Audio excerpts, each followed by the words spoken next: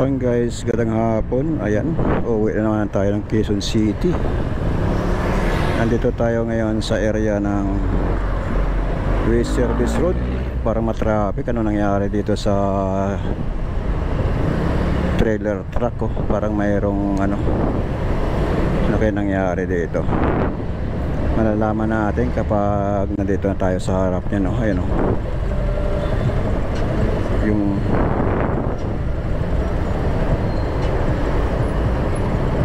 nangyari doon, kaya hindi tayo makapasok dahil sa kinain na lahat nila. Nasiraan ba ito?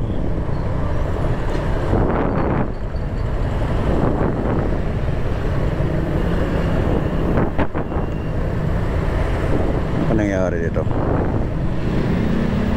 Ayun, o. Disgrasya, motor.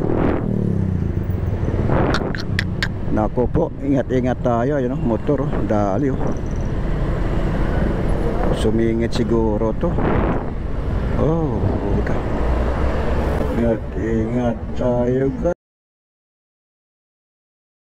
guys. You know, dali.